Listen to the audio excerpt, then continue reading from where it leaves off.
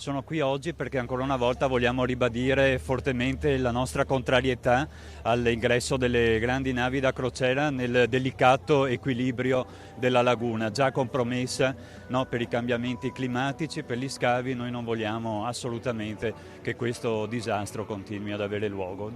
Siamo qui per difendere la nostra città e lo faremo fino alla fine. C'è questa attenzione alla fragilità di Venezia?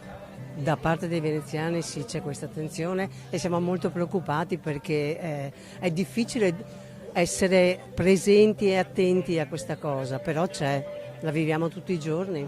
Sono contro le grandi navi, penso il progetto di fare il canale e anche di fare l'approdo attivo ancora una volta è veramente pazzesca. Per me non è possibile di andare come questo. Perché è qui oggi?